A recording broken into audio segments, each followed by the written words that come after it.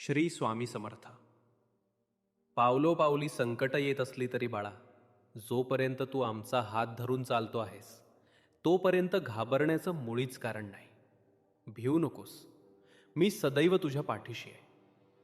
तू सध्या मनात खूप गोष्टी दडवून सगळं काही सहन करत आहेस, पण माझ्यावर थोडा विश्वास ठेव. लवकरच सगळं तुझ्या मनासारखं घडेल. तू तुझ्या कामात प्रयत्न न करता फक्त आमच्यासमोर हात जोडून बसणार असशील तर ते योग्य नाही. कारण आम्ही त्यालाच मदत करतो जो स्वतःची मदत करायला पुढाकार घेतो. तू आजवर एकट्यात खूप वेळा रडलायस. तुझे ते अश्रू मी पाहिलेत. पण आता मी तुला मोठा आशीर्वाद देण्यासाठी तयार आहे. जो अनन्य भावानं आमचं चिंतन करतो त्याच्या अवघ्या संसाराची आणि चिंतेची जबाबदारी आम्ही वाहतो.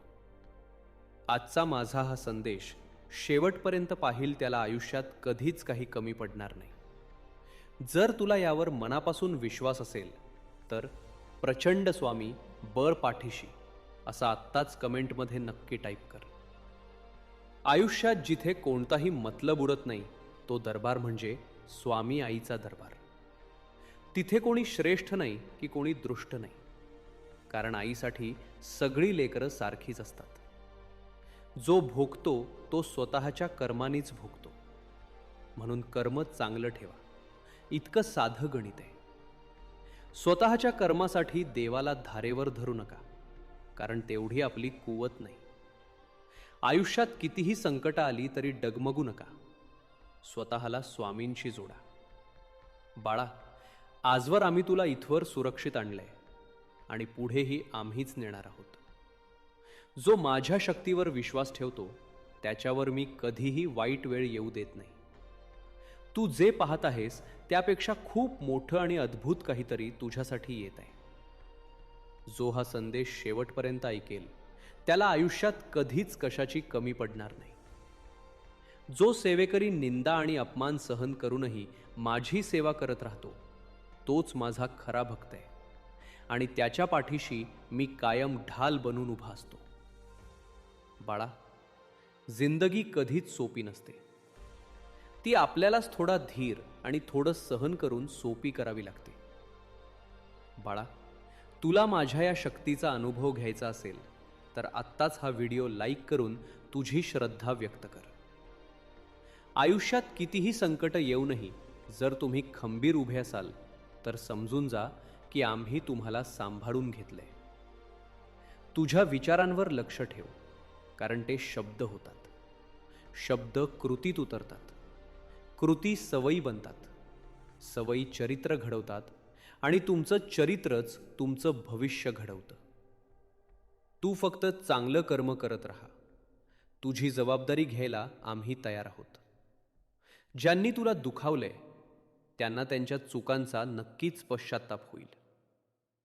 जास्त विचार करत बसू नकोस. सगळं छान होणार आहे. दिवसातून फक्त 2 मिनिटं माझं नाम घे.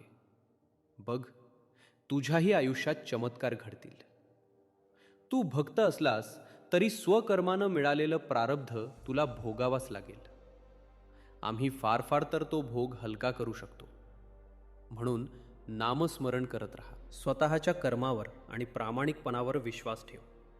योग्य वेळ आली की इतकं मिळेल की मागायला काही उरणार नाही. तुझं यश तुझ्या नशिबात लिहिलेलं आहे.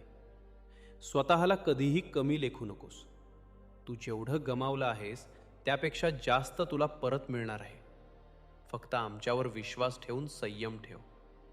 भूतकाळाचं दुःख नसावं, वर्तमानाचा अहंकार नसावा आणि भविष्याचा मोह नसावा. साधं, सोपं आणि आनंदाने जग. राग आल्यावर रुसावं, पण झालं गेलं तिथेच सोडावं. जेव्हा भक्ताचे सर्व मार्ग बंद होतात तेव्हा ईश्वर स्वतः त्याच्याकडे चालत येतो. त्यामुळे घाबरू नकोस. कुणा वाचून कुणाचं काहीच अडत नाही, कारण सांभाळणारे आम्ही आहोत. जर तू तयार असशील आयुष्यात बदल घडवण्यासाठी तर कमेंटमध्ये होय स्वामी, मी तयार आहे असं नक्की लिही. बाळा, मित्र आणि शत्रू ओळखणं कठीण असतं. भोवती हितशत्रू असतात, म्हणून सावध राहा.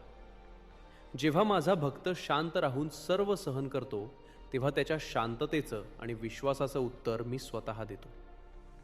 तू इतरांना प्रेम दिलंस तर देव एका क्षणात तुमचं जीवन बदलू शकतो. तुटलेल्या आयुष्याला उभं करण्याची ताकद माझ्या नामात आहे. तुझ्यासाठी जे सर्वोत्तम असेल तेच मी तुला देईन. त्यासाठीच तर हा सगळा खेळ रचला आहे. प्रत्येक भक्त देवाला प्रिय असतो आणि जोपर्यंत तू दुःखी आहेस तोपर्यंत मी तरी कसा सुखी राहणार. विश्वास जितका वाढेल तितके चमत्कार तुला दिसतील. आता क्षमा करण्याची वेळ आली आहे. राग सोडून द्या. जे भाग्यात आहे तेच घडणार. आत्म्यासारखा सुंदर मार्गदर्शक कोणीच नाही. आशा कधीही सोडू नका. जेव्हा सगळं संपलं असं वाटतं तेव्हाच देव चमत्कार घडवतो. तुझा धीर आणि संयम मी जाणतो. त्याचं फळ तुला नक्की मिळेल. आम्ही होतो, आहोत आणि असणार. तू फक्त आजच्या वेदनेपेक्षा उद्या मिळणाऱ्या यशावर लक्ष ठेव. जगात कोणतीच गोष्ट विनाकारण घडत नाही. जिथे तुझी सहनशक्ती संपेल तिथे मी असेन. लोक काय म्हणतील याचा विचार केला तर जगणं विसरून जाल. म्हणून स्वामींच्या विचारांनी चाला. हा स्वामी आशीर्वाद प्राप्त करण्यासाठी आणि इतरांनाही सुख मिळवून देण्यासाठी आत्ताच आपलं हे चॅनल सबस्क्राईब करा. अरे बाळा, प्रत्येक इच्छा लगेच पूर्ण होत नाही. वेळ लागतो. मला माहीत आहे तुला योग्य वेळी काय द्यायचं आहे. अपयश म्हणजे संकट नव्हे तर तो यशाच्या मार्गावरचा एक धडा आहे. निराश होऊ नकोस, कारण तुझं आयुष्य ज्यानं लिहिलंय तो या ब्रह्मांडाचा सर्वात मोठा लेखक आहे. खूप दुःखानंतर सुखाचे क्षण येणारच आहेत. तुझे जीवन इतके अद्भुत होईल की तुला उंच उडण्यासाठी पंख मिळतील. माझी नजर नेहमी त्यांच्यावर असते ज्यांचं माझ्यावर प्रेम आहे. एकटे जगणे कठीण आहे. भविष्यात काय आहे हे जाणून घेणं भीतीदायक आहे.